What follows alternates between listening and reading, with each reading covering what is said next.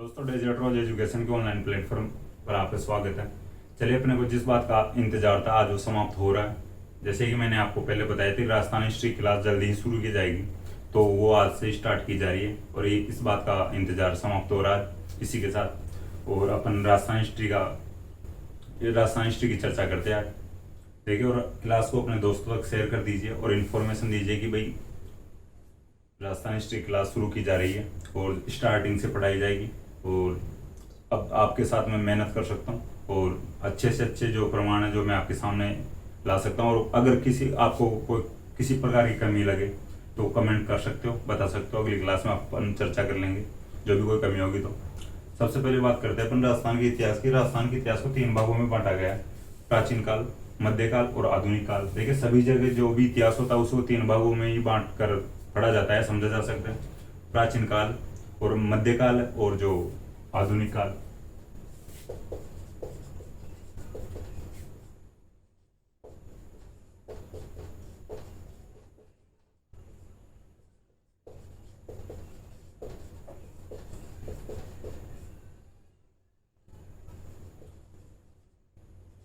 ठीक है, ancient history, जो मिडाइवल हिस्ट्री और मॉडर्न हिस्ट्री। अपन सबसे पहले पढ़ेंगे मध्यकाल। ठीक है, मध्यकाल इन राजस्थान का इतिहास पढ़ेंगे। जो देखिए, राजस्थान की जो इतिहास में प्राचीन काल देखा जाए, जो प्राचीन काल के जो लिखित में प्रमाण नहीं मिले, ऑथेंटिक प्रमाण तो है नहीं। जैसे कुछ सभ्यताएं हैं उनके द्वारा प्राचीन काल को समझने की कोशिश करेंगे अपन। प्राचीन काल को जैसे सभ्यताओं के द्वारा ही पढ़ाया जाएगा और इनसे जो प्रमाण मिले हैं उन्हीं के आधार पर प्राचीन काल को समझेंगे। फिर बात करते हैं मध्यकाल की। मध्यकाल देखिए, मध्यकाल के खूब प्रमाण मिले हैं, कुछ अभिलेख मिले हैं, उनमें लिखित में जानकारी दी गई है। उन्हीं के आधार पर मध्यकालीन इतिहास को जानेंगे अपन। और फिर बाद में आधुनिक राजस्थान के इतिहास को भी पढ़ेंगे। देखो, जो राजस्थान का इतिहास है वो मध्यकालीन का तो भरपूर इतिहास है। और जो राजस्थान के इतिहास के बिना जो आधुनिक भारत का इतिहास भी कंप्लीट तो नहीं होता है। जैसे अगर देखा जाए तो अकबर का इतिहास पढ़ेंगे तो उसके लिए महाराणा प्रताप को पढ़ना जरूरी होता है। ठीक है, महाराणा प्रताप के बिना अकबर कैसे पूरा हो सकता है, अकबर कैसे पढ़ सकते हैं। अकबर के संघर्ष हुए थे वो महाराणा प्रताप के साथ खूब हुए थे, तो वैसे उनके संघर्ष चला था, बहुत दिनों तक संघर्ष चला था। ठीक है, अकबर और प्रताप का जो इतिहास पढ़ाया जाएगा तो अकबर के जो महाराणा प्रताप के बिना अकबर नहीं पढ़ा जा सकता। उसी प्रकार जो औरंगजेब को जो दुर्गादास राठौड़ और जो राज सिंह है उसके बिना नहीं पढ़ा जा सकता। दुर्गादास राठौड़ और राज सिंह से औरंगजेब के भी खूब संघर्ष हुए थे। इनके इतिहास के बिना औरंगजेब को नहीं समझा जा सकता है, कंप्लीट नहीं समझ सकते भी। और फिर वैसे ही जो अलाउद्दीन खिलजी को हम्मीर और रतन सिंह के बिना कैसे पढ़ सकते हैं। जैसे हम्मीर और रतन सिंह के साथ भी अलाउद्दीन खिलजी के खूब संघर्ष हुए थे, वो आप सब जानते हो। जैसे चित्तौड़ का प्रथम शाखा अलाउद्दीन खिलजी के समय हुआ था, तो अलाउद्दीन खिलजी जो आक्रमण किए थे उसके टाइम में हुआ था जो रतन सिंह थे जो। ठीक है, फिर अपन बात करते हैं आगे। देखिए, अलग अलग प्रांतों में बटा हुआ था राजस्थान। जैसे आज राजस्थान डिस्ट्रिक्ट्स में बटा हुआ, वैसे ही प्रांतों में बटा हुआ था। यानी कुछ उस समय देश बोल सकते हैं या प्रांत बोल सकते हैं। राजस्थान अलग अलग देशों में प्रांतों में बटा हुआ था। जैसे आज जिलों में बटा हुआ है। अलग अलग राजवंश हुआ करते थे। ठीक है, राजस्थान में राजवंश हुए हैं। जैसे अलग अलग प्रांत थे, प्रांतों में अलग अलग राजवंश हुए थे। फिर उसमें सबसे पहले अगर बात की जाए या किसी के मुंह पर भी आता है कि राजस्थान की ऐसी कौन सी कोई रियासत हो या कौन सा वंश हो, तो जो इम्पोर्टेंट है तो सभी के मुंह से एक ही बात निकल सकती है। हालांकि ये नहीं कह रहा कि 100%, लेकिन ज्यादातर यही होगा कि मेवाड़ का इतिहास ही सबसे पहले आएगा अगर देखा जाए तो। और भाई देखो, अगर एग्जाम की दृष्टि से देखा जाए तो सभी समान है, किसी भी जो राजवंश से पूछा जा सकता है क्वेश्चन। लेकिन अगर मेवाड़ का इतिहास देखा जाए तो थोड़ा इंपॉर्टेंट बनता है। ठीक है, और मेवाड़ के इतिहास की अपन शुरू में चर्चा करेंगे। मेवाड़ के इतिहास से ही राजस्थान के जो मध्यकालीन इतिहास को समझने की कोशिश करेंगे। देखिए, जो मेवाड़ का इतिहास है इसको अपन जानेंगे। मेवाड़ की पहले भौगोलिक परिस्थिति देख लेते हैं। मेवाड़ में कौन कौन सा क्षेत्र आता है, इसकी क्या भौगोलिक दृष्टि है और कौन कौन से जिले आते हैं।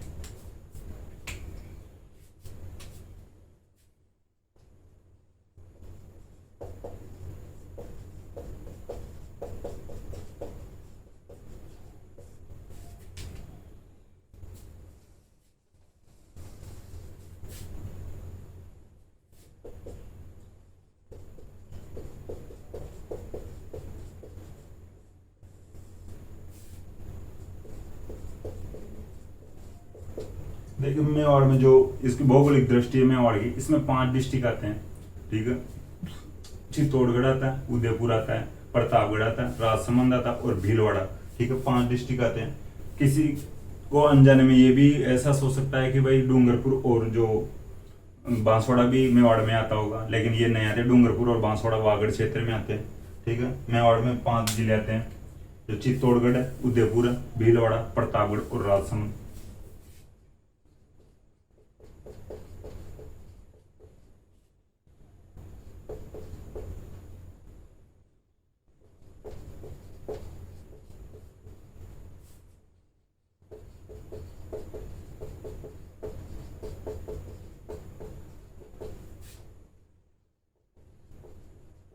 ठीक है, चित्तौड़गढ़, उदयपुर, भीलवाड़ा, प्रतापगढ़ और राजसमंद देखिए बांसवाड़ा और डूंगरपुर वागड़ क्षेत्र में आता है।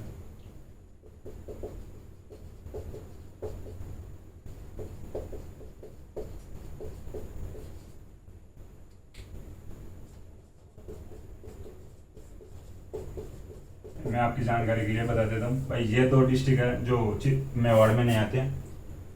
बांसवाड़ा और डूंगरपुर वागड़ क्षेत्र में आता है। और मेवाड़ का इतिहास में यानी भौगोलिक दृष्टि देखी जाए तो 5 डिस्ट्रिक्ट आते हैं, इंपॉर्टेंट है। मुख्यतः 5 डिस्ट्रिक्ट है, चित्तौड़गढ़, उदयपुर, भीलवाड़ा, प्रतापगढ़ और राजसमंद। ठीक है, ऐसे क्वेश्चन बन सकता है कौन कौन से डिस्ट्रिक्ट मेवाड़ में, कौन से डिस्ट्रिक्ट आते हैं या कौन से डिस्ट्रिक्ट नहीं आते हैं मेवाड़ में। तो ये 5 डिस्ट्रिक्ट है, ये 2 डिस्ट्रिक्ट वागड़ क्षेत्र में आते हैं। ये आपकी जानकारी के लिए मैं बता दी हूँ। फिर इसके बाद में अपन बात करते हैं, देखिए प्राचीन नाम की बात करते हैं जो मेवाड़ के। देखिए जो प्राचीन नाम मुझसे जानते हैं मेवाड़ को, एक मेदपाट है, प्रागवाट है और सिवी जनपद, 3 प्राचीन नामों से जाना जाता है मेवाड़ को।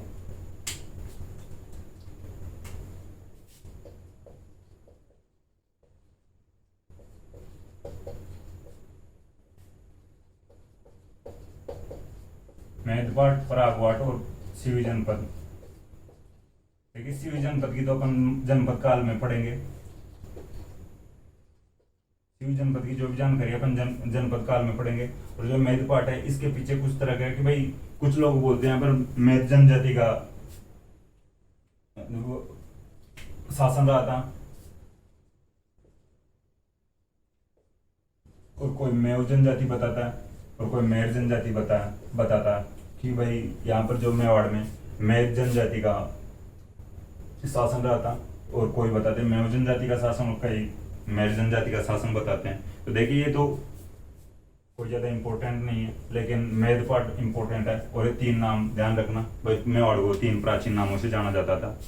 फिर बात करते हैं इसमें सबसे पहले वंश की, भाई मेवाड़ में कौन से वंश का शासन रहता। देखिए कहीं ना ऐसी जो सभी रियासतों में एक वंश ने शासन किया है, वहाँ पे कोई ना कोई एक वंश ने शासन तो किया ही था ना। वहाँ जो राजा थे तो राजा किस वंश के रहे थे, तो इसकी अपन चर्चा करते हैं आगे।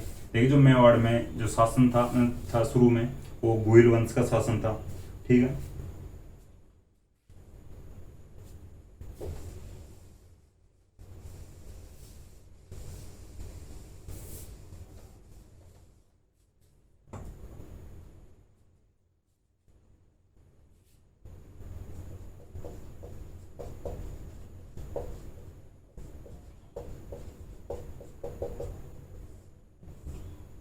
ठीक है गुहिल वंश, इसकी भी बात कर लेते हैं अपन। देखिए जो जेम्स टोड जो बहुत बड़े इतिहासकार हुए थे, राजस्थान में रहे थे, कुछ दिनों तक राजस्थान में रहे थे जेम्स टोड।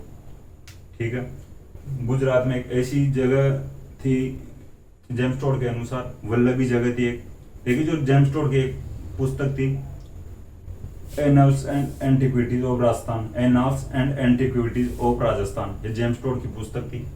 गुजरात में एक ऐसी जगह थी जो जेम्स टोड के अनुसार जो वल्लभी नाम की जगह थी, वहां पर एक राजा थे शिलादित्य। ठीक है,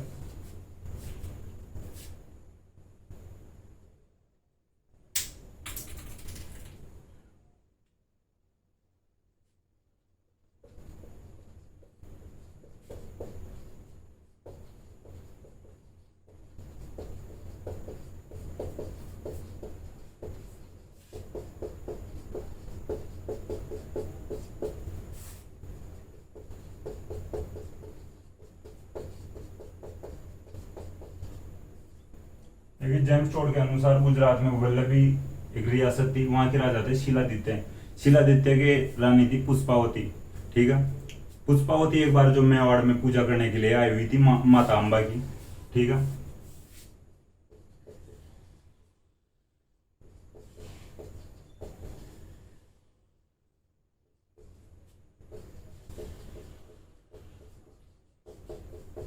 जो शिलादित्य थी जो राजा शिलादित्य थे उनके रानी थी पुष्पावती। वो मेवाड़ में एक बार पूजा करने आई थी माता अम्बा की। तो जब वो मेवाड़ में पूजा करके लौट रही थी वापस वल्लभी, तो उनको एक ब्राह्मण मिला। ठीक है, विजयादित्य नाम का ब्राह्मण मिला था। तो ब्राह्मण तब मिला इनको, तब इनको पुष्पावती को बोला कि भाई आप वापस गुजरात यानी वल्लभी मत जाना। तो इन्होंने पूछा कि भाई ऐसा क्या हो गया कि भाई मुझे वल्लभी ना जाऊं वापस में।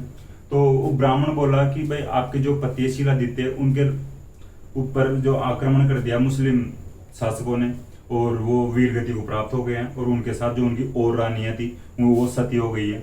और जो मुस्लिम शासकों ने आपके जो अधिकार कर लिया आपके जो राज्य पर वल्लभी पर। तो पुष्पावती सोचे भाई अगर जो मेरे पति वीर गति को प्राप्त हो गए तो मैं भी बचकर क्या करूंगी, तो मैं भी सती हो जाती हूँ। उस समय पुष्पावती प्रेग्नेंट थे। देखिए उस टाइम जो प्रेग्नेंट महिलाएं सती नहीं होती थी। तो जो पुष्पावती ने अपने बेटे को जन्म दिया, ठीक है, उसका नाम आगे जाके गुहादित्य, और गुहादित्य होता होता गुहिल पड़ गया था। ठीक है, तो पुष्पावती ने बेटे को जन्म दिया और उन्हीं जो मेवाड़ के ब्राह्मणों को सौंप दिया कि आप इसका पालन पोषण करो। ठीक है, तो जो मेवाड़ के ब्राह्मण थे जो इनके जो बेटा हुआ था उसका पालन पोषण किया, लेकिन इस डर से उसको एक गुफा में रख दिया ये पुष्पावती के पुत्र को कि भाई इसके पिता जो शिलादित्य के दुश्मन इस पर भी आक्रमण करके और इसको कहीं मार ना दे।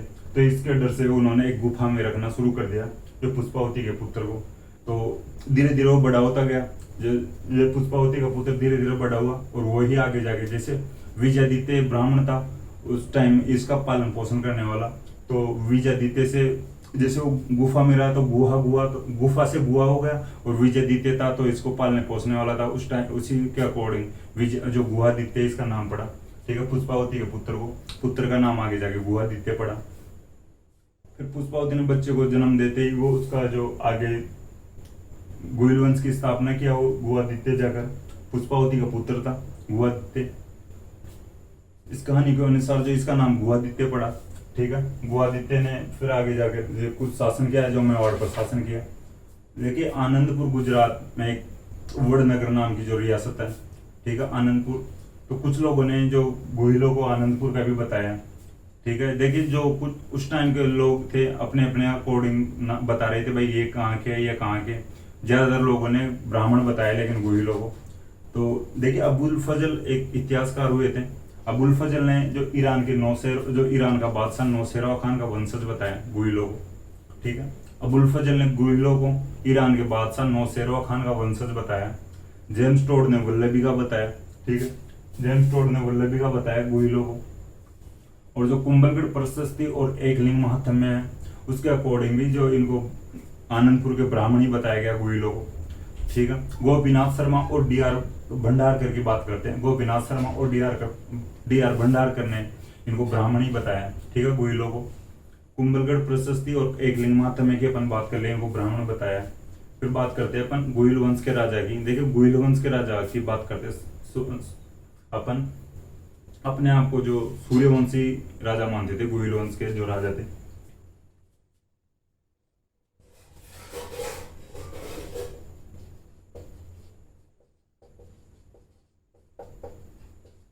सूर्यवंशी हिंदू राजा मानते थे अपने आप को।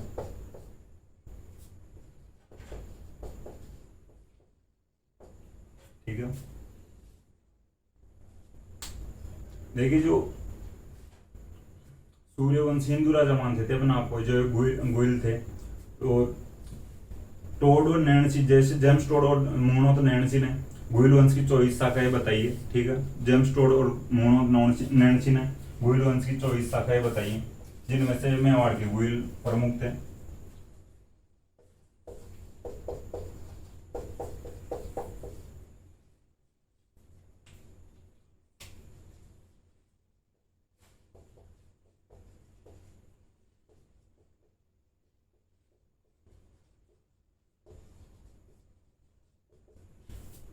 देखिए जो 24 शाखाएं बताइए जेम्स टोड और मोहम्मद नैन्सी ने, इनमें से कुछ जो प्रमुख रियासतें थी, जैसे वागड़ के गुहिल प्रमुख थे, और एक जगह पड़ती है चाटसू टोंक में, वर्तमान में चाकसू कहते हैं चाटसू को, चाटसू, तो वहाँ के गुहिल प्रमुख थे। और कल्याणपुर एक जगह पड़ती है गुजरात में, वहाँ पर भी गुहिल वंश का शासन रहा है। और जो काठियावाड़ में भी गुहिल वंश का शासन रहा था, काठियावाड़ गुजरात में जगह पड़ती है, और मेवाड़ में भी गुहिल वंश का शासन रहा था। तो अपन मेवाड़ का इतिहास तो पढ़ ही रहे हैं, तो उसी का कौन आगे पढ़ते हैं। देखिए ये मैं बता दिया आपको, तो 24 शाखाएं थी गुहिल वंश की, इनमें से मेवाड़ के गुहिल प्रमुख थे। ठीक है, फिर बात करते हैं गुहिल वंश के उत्पत्ति के जो समय के, जो गुहिल वंश के उत्पत्ति के समय की बात करते हैं अपन। इसी को जानते हुए किस हिसाब से इनके जो उत्पत्ति का समय डिसाइड किया गया है, क्या इनका समय था उत्पत्ति का।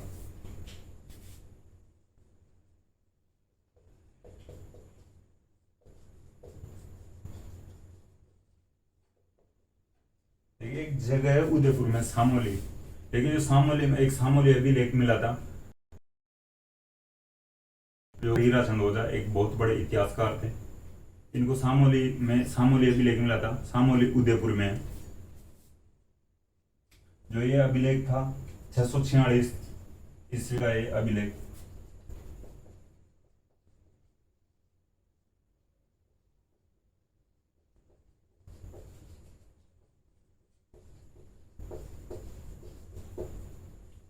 ठीक है,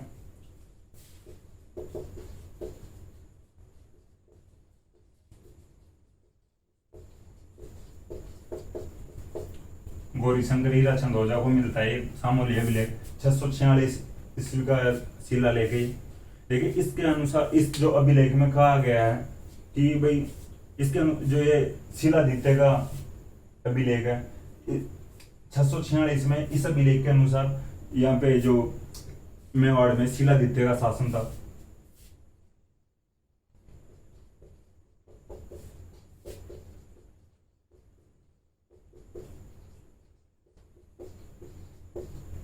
ठीक है, जो सामोली अभिलेख है इसके अनुसार शिलादित्य का शासन था 646 ईस्वी में मेवाड़ पर। तो इसी के अकॉर्डिंग जो गुहिल का टाइम पीरियड निकाला गया। देखिए गुहिल की 5 वंशज बताया गया शिलादित्य को। इसका मतलब भाई 5वीं पीढ़ी, ये जो शिलादित्य से पहले की 5वीं पीढ़ी इसमें गुहिल था, तो गुहिल की 5वीं पीढ़ी शिलादित्य को बताया गया।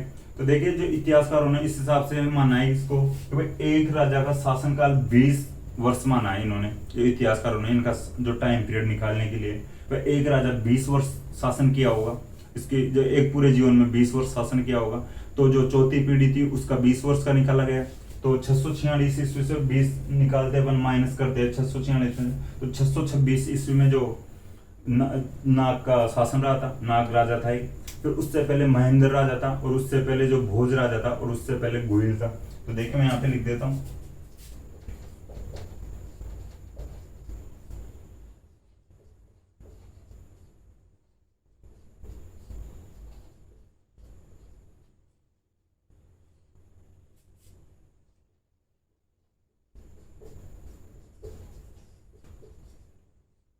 ठीक है, गुहिल, भोज, महेंद्र, जो गुहिल, भोज, नाग, महेंद्र और शिलादित्य हैं। गुहिल, भोज, महेंद्र, नाग और शिलादित्य। ठीक है,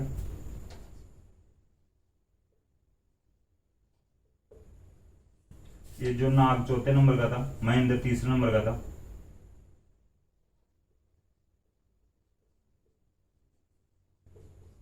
ठीक है, देखिए जो शिलादित्य का शासनकाल था 646 ईस्वी में था। तो इससे जो 20 वर्ष माइनस किया गया और इसी के आधार पर इन जो नाग का निकाला गया शासन पीरियड, जो टाइम पीरियड था, तो 626 ईस्वी आता है इसका। और जो 626 ईस्वी से जो 626 से 20 पीछे चलते हैं तो 606 ईस्वी आता है। और फिर 606 से 20 पीछे चलते हैं तो 586 ईस्वी आता है। और जो 566 ईस्वी आता है फिर फाइनली गुहिल का। ठीक है, गुहिल का जो शासनकाल था 566 ईस्वी में, और जो भोज का था 586 में, और महेंद्र का 606 में, और नाग का 626 में, और फाइनली शिलादित्य जो 646 ईस्वी में शासन किया था। और जो सामोली अभिलेख के अनुसार मिलता है जो ये इतिहासकारों ने इस हिसाब से ये निकाला टाइम पीरियड। तो ये ध्यान रख लेना। हालांकि इतना कोई नहीं पूछेगा भोज का क्या टाइम पीरियड था, लेकिन ये इनका जो एक तरीका बताया इस हिसाब से 566 फिक्स किए थे इनको। एविडेंस के रूप में ये मिला 646 में, जो सामोरी अभिलेख में लिखा हुआ है। और ये शिलादित्य के टाइम का जो ये सामोरी अभिलेख है, गौरीशंकर हीरा चंद ओझा को मिला है। फिर इसके बाद में बात करते हैं इसी अभिलेख की, जो जो सामोली अभिलेख के अनुसार वटनगर, देखिए अपन ने पहले वडनगर की बात की थी जो गुजरात में पड़ती है जगह, आनंदपुर वडनगर गुजरात। और अब बात करें वटनगर की। देखिए जो बसंतगढ़ में पड़ती है वटनगर, जो वर्तमान में सिरोही कहते हैं बसंतगढ़ को। तो सामोली अभिलेख के अनुसार वटनगर से एक महाजन समुदाय था वो मेवाड़ में आया हुआ था। ठीक है, सामोली अभिलेख के अनुसार ही है ये बात जो मैं बता रहा हूँ। जो महाजन समुदाय आया था और वटनगर से आया था।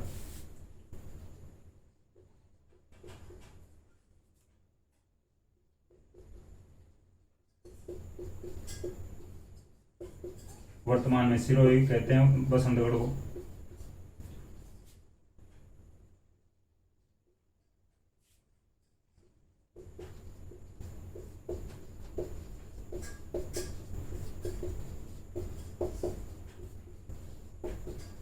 देखिए जो महाजन समुदाय का मुखिया होता है उसको महत्तर बोलते हैं।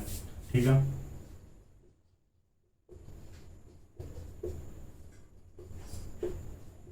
जो ये महाजन समुदाय का मुखिया था जिसे महत्तर बोलते हैं, इसका नाम था जयंतक।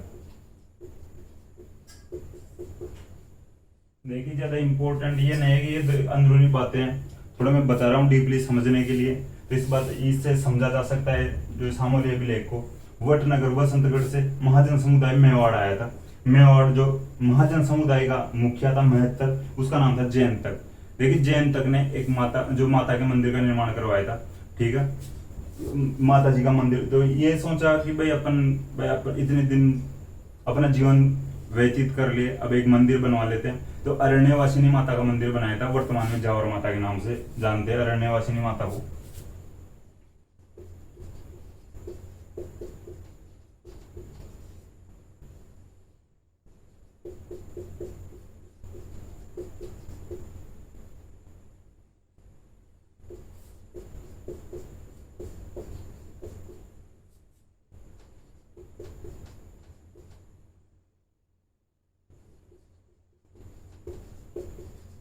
ठीक है, जैन तक ने अरण्यवासिनी माता का मंदिर बनाया, वर्तमान में जौहर माता के नाम से जानते हैं अरण्यवासिनी माता को। तो फिर ये सोचा कि भाई मंदिर अपन जी लिए, इतने दिन अपना जीवन जी लिया आराम से, मंदिर भी बनवा दी। अब अब क्या करेंगे जी कर। तो इन्होंने लास्ट में यहाँ पर जो मंदिर के पास में एक अग्निकुंड में प्रवेश कर लिया था और अपने प्राण न्यौछावर कर दिए थे। ठीक है, अग्निकुंड में प्रवेश कर लिया था इन्होंने और अपनी समाधि वहीं पर इनकी समाधि बनी हुई है अरण्यवासिनी माता के मंदिर के पास में, जैन तक की। एक महाजन समुदाय का मुखिया था, इसे महत्तर बोलते हैं। महाजन समुदाय के मुखिया को महत्तर बोलते हैं। फिर बात करते हैं आगे इससे आगे बात करते हैं। जैसे 1869 में गोइल वंश के 2000 चांदी के सिक्के मिले लगभग, जो आगरा से मिले हैं। तो ये इस बात को भी बताता है कि भाई सब लोग मेवाड़ से बता रहे हैं और कहीं से बता रहे हैं, लेकिन आगरा की कोई बात भी नहीं किए थे। लेकिन ये आगरा से सिक्के मिलना तो इस बात की भी तो प्रमाण बताते हैं ना कि भाई आगरा में भी हो सकता है गोइल वंश का शासन। तो 1869 में 2000 सिक्के मिले थे, चांदी के सिक्के थे। और एक अदर स्थान से भी जो गोइल का एक सिक्का मिला है वो तांबे का सिक्का था। फिर बात करते हैं अपन जो गोइल वंश के आगे जो राजा की बात करते हैं। गोइल वंश में प्रथम राजा कौन हुआ था? ठीक है, गोइल वंश में राजा हुआ था प्रथम बप्पा रावल। ठीक है, बप्पा रावल की बात करते हैं आगे।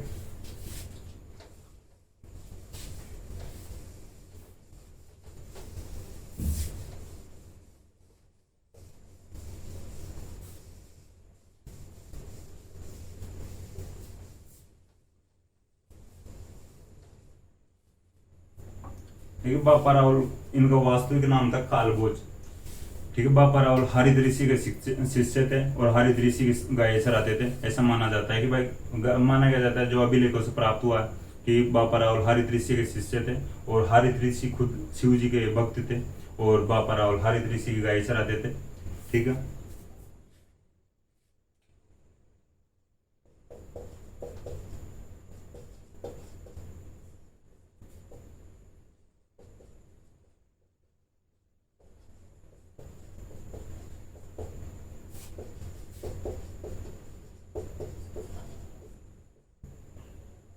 देखिए बापा रावल इनकी उपाधि थी। आज भी राजा को रावल ही बोलते हैं और बापा इनकी उपाधि थी।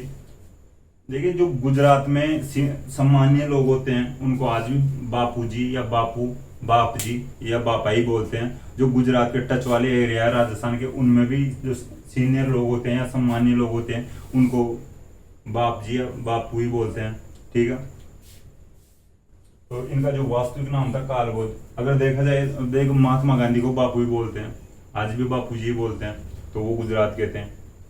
और जैसे कभी भारत का मैच और उसमें रविंद्र जडेजा खेल रहे हो तो उन्होंने या ज्यादा विकेट ले लिया हो कभी, या ज्यादा रन बना दिए हो, तो कभी कमेंट्री सुनना आप, उसमें बाप जी कमाल कर दिया, इस टाइप के कुछ कमेंट मिल जाएंगे अपने को सुनने को। और वैसे मोतीलाल तेजावत थे, मोतीलाल तेजावत को भी बाबू जी की उपाधि दी गई थी। ठीक है, आदिवासियों को मसीहा के नाम से जाना जाता था मोतीलाल तेजावत को, तो उनको बाबू जी भी बोलते थे। तो इसी प्रकार इनको बापा रावल को उपाधि दी थी और वास्तविक नाम था कालभोज। ठीक है, हरित ऋषि का शिष्य था बापा रावल, और हरित ऋषि की गाय चराता था। देखिए जो हरित ऋषि खुद जो शिव जी के भक्त थे, बापा रावल इनकी गाय चराता था, मैं आपको बता दिया पहले। देखिए अंतिम समय जब हरित ऋषि का चल रहा था, तब उन्होंने खुश होकर बापा रावल को पूछा कि कुछ मांग ले तू, मैं मेरे पास में तेरे को क्या दे सकता हूँ। तो बापा रावल ने भी सोचा होगा कि मेरा भी करियर सेट कर दो, ऐसा कुछ दे दो कि भाई मेरा करियर सेट हो जाए, मैं आपकी गाय वाई चराया हूँ इतने दिनों तक, तो कुछ तो ठीक दो मेरे को। तो हरित ऋषि ने पूछा कि मांग ले। तो हरित ऋषि ने एक बार राठासन देवी की पूजा की और राठासन देवी को बोला कि भाई ये मेरा भक्त है। तो हरित ऋषि बोले राठासन देवी को कि जो बापा रावल है मेरा भक्त है, इसको ऐसा कुछ दो या इस मेरे को इतनी शक्ति दो कि मैं ये मांगे जो दे सकूं। तो देखिए जो हरित ऋषि ने मेवाड़ देने की सोची बापा रावल को, और राठासन देवी को बोले भाई मैं मेवाड़ देना चाहता हूँ बापा रावल को। तो राठासन देवी ने बोला कि भाई मेरी तो बस की बात है नहीं, और तू शिव जी की और भक्ति कर, उसी से ये शक्ति मिलेगी तेरे को, और तू इसको मेवाड़ दे सके बापा रावल को, या ऐसा आशीर्वाद दे सके कि मेवाड़ जीत ले। ठीक है, तो राठासन देवी ने शिव जी की भक्ति के लिए ही बोला हरित ऋषि को कि भाई शिव जी की और भक्ति कर ले, उसी के द्वारा बापा रावल चित्तौड़ जीत सकता, तो यानी मेवाड़ जीत सकता। तो फिर इन्होंने भक्ति की शिव जी की और इनको आशीर्वाद दिया बापा रावल को। तो इन्होंने मानमोरी को हराया। बापा रावल ने सबसे पहले मानमोरी को हराकर चित्तौड़ पर अधिकार किया। फिर 734 ईस्वी में जो बापा रावल ने मानमोरी को हराया था, ठीक है, हरित ऋषि के आशीर्वाद से बापा रावल ने 734 ईस्वी में मानमोरी को हराया था।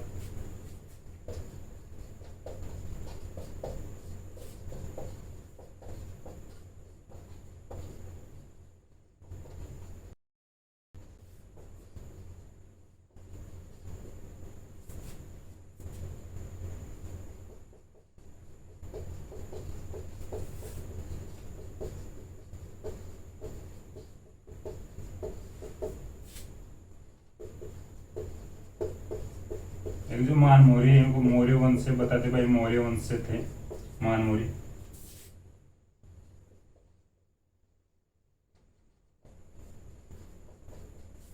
ठीक है, हरित ऋषि के आशीर्वाद से बापा रावल ने 734 ईस्वी में मानमोरी को हराया और चित्तौड़ पर अधिकार किया।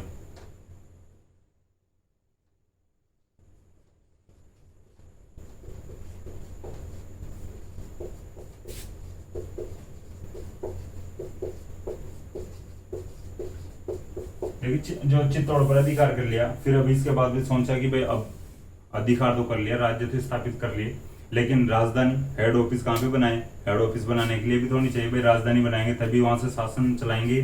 तो इन्होंने सोचा कि भाई राजधानी अब कहाँ कहाँ पे बनाए। तो अब जब ये सोचे कि भाई अपने गुरु ही नागदा में रहते थे, यानी जो हरित ऋषि नागदा में रहते थे, तो नागदा को ही क्यों ना राजधानी बना लेते अपन। तो स्टार्टिंग में इन्होंने नागदा को ही राजधानी बनाए थे। जो बापा रावल ने अपनी राजधानी बनाई नागदा को। देखिए फिर नागदा को राजधानी बना ली, लेकिन फिर वहाँ पे कुछ डेवलपमेंट भी तो करवाना होगा, जैसे कल्चर को बढ़ावा देना होगा, वहाँ पे कुछ मंदिर वगैरह बनवाने होंगे। तो देखिए जो बापा रावल ने वहाँ नागदा में एक लिंग जी का मंदिर बनवाया था। ठीक है, राजधानी नागदा बना लिए, नागदा में एक लिंग मंदिर बनवा दिया।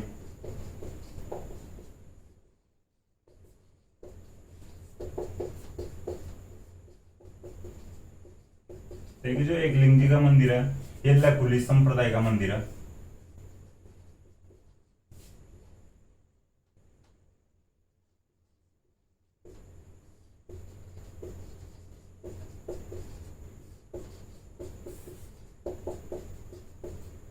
ठीक है, बापा राव ने हरित ऋषि के आशीर्वाद से 734 में मानमोरी को हराकर चित्तौड़ पर अधिकार किया और राजधानी नागदा को बनाई। नागदा में एक लिंग जी का मंदिर बनवाया। एक लिंग जी का मंदिर जो लकुली संप्रदाय का मंदिर है। और देखिए जो नागदा को कैलाशपुरी भी कहते हैं। मैं बताता हूँ कैलाशपुरी क्यों कहते हैं। एक लिंग जी का मंदिर जो कैलाशपुरी में है, इसको नागदा भी बोलते हैं, कैलाशपुरी भी बोलते हैं। देखिए जो बापा राव ने सोचा कि भाई मंदिर कहाँ पे बनवाए, एक लिंग जी का।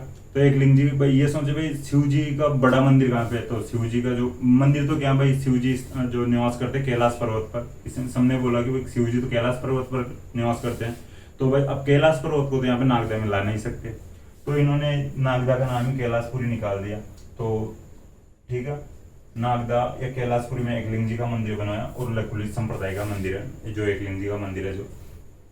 और जो बापा राव ने एक सिक्का चलाया था, सोने का सिक्का।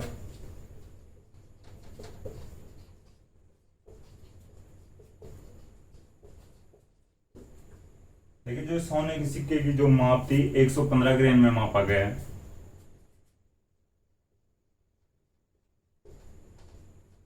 ठीक है, सोने के सिक्के चलाए बापा राव ने और 115 ग्राम जो इसकी माप थी सोने के सिक्के की। देखिए जो अब इसके आक्रमणों की जो बात करते हैं अपन भाई, यहाँ विजय अभियान और क्या क्या थे आगे, जो इसको तो मानमोरी को हरा दिया था बापा राव ने। अब बात करते हैं आगे मुस्लिम सेना की। जो मुस्लिम सेना देखिए, हाँ?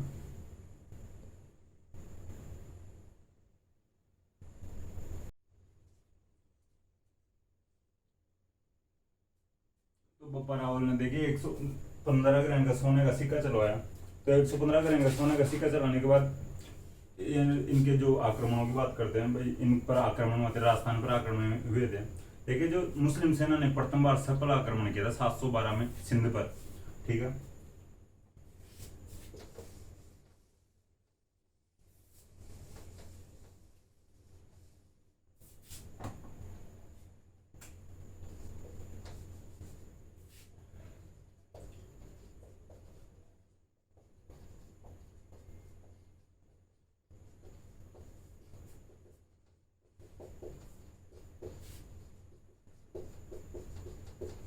सफल आक्रमण किया था 712 में सिंध पर मुस्लिमों ने। और फिर इसके बाद में यानी पूर्णतया स्थापित की थी सत्ता जो 1192 में।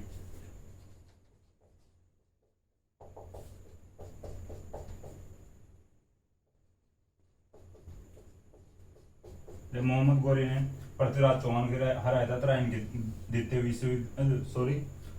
द्वितीय युद्ध में हराया था मोहम्मद गौरी ने पृथ्वीराज चौहान को 1192 में।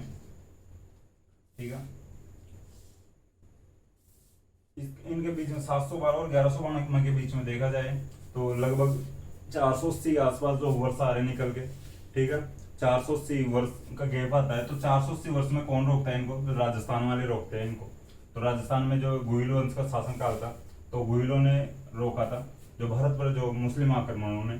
देखिए सत्ता स्थापित हुई थी 1192 में और सफल आक्रमण था जो मुस्लिमों का 712 में। 712 से 1192 के बीच में कोई जो सत्ता तो स्थापित हो नहीं पाई थी, लेकिन छोटे मोटे आक्रमण चल रहे थे। तो फिर इसके बाद में अपन बात करते थे कि अफगानिस्तान का राजा था अफगानिस्तान में एक जगह पड़ती है गजनी।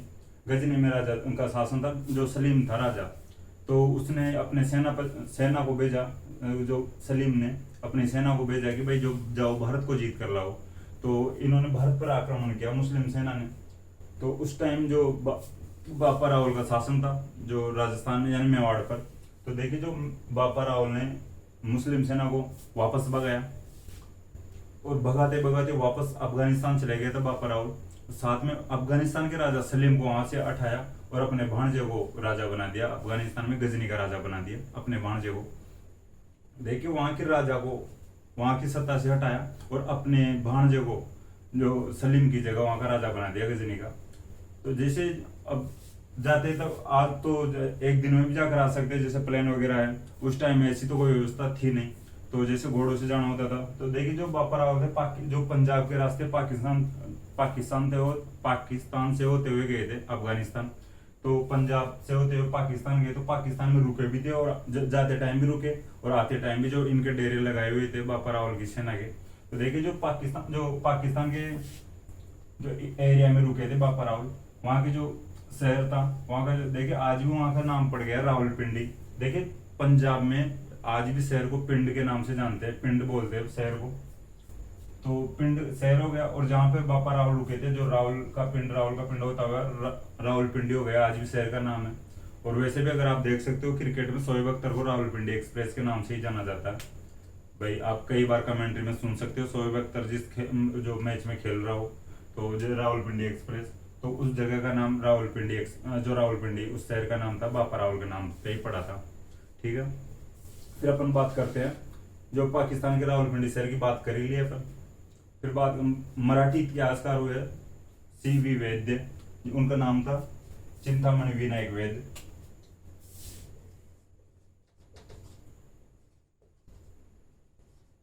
देखिए जो CV वैद्य ने जो बापा रावल की तुलना की है फ्रांसीसी सेनापति चार्ल्स मार्टेल से।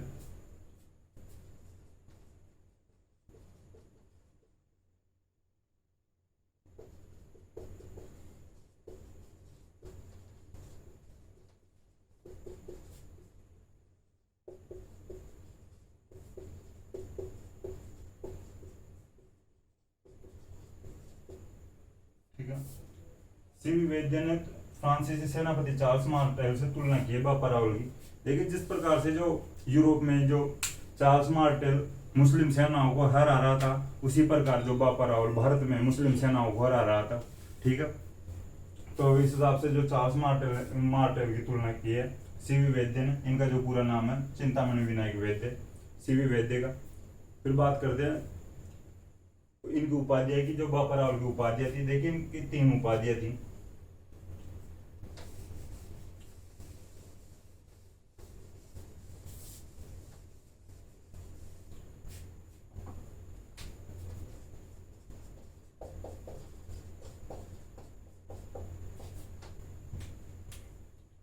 एक उपाधि थी हिंदू सूरज,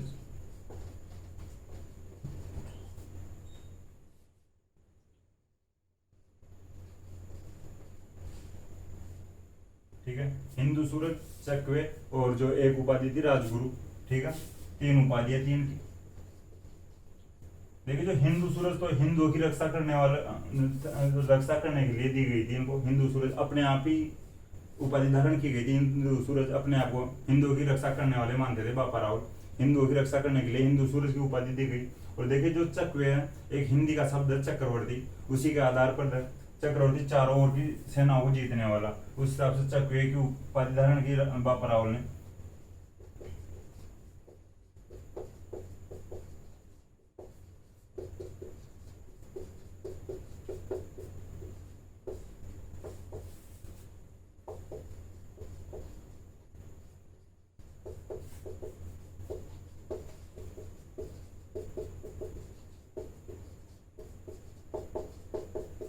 ठीक है, और राजगुरु, देखिए अपने आप को जो बापा रावल सभी राजाओं के गुरु मानते थे।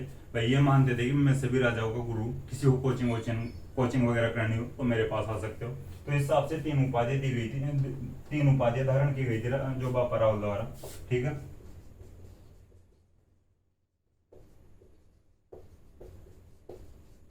देखिए ये ज्यादा इंपॉर्टेंट नहीं है, लेकिन ये उपाधियों के नाम इंपॉर्टेंट है। 3 उपाधियां थी, हिंदू सूरज, चकवे, और तीसरी उपाधि थी राजगुरु। ठीक है, अपन ने यहाँ तक बात की है।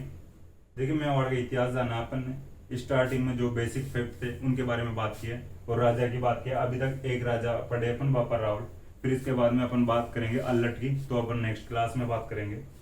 देखिए दोस्तों, मुझे आशा है कि क्लास आपको पसंद आई होगी, और क्लास को आप जल्दी से जल्दी अपने दोस्तों के साथ शेयर किया करो, और इन्फॉर्मेशन दिया करो कि भाई राजस्थान हिस्ट्री की क्लास स्टार्टिंग से पढ़ाई जाएगी। आर्ट एंड कल्चर की भी क्लास लगाई जाएगी, पहले इतिहास जानेंगे। ठीक है दोस्तों, थैंक यू।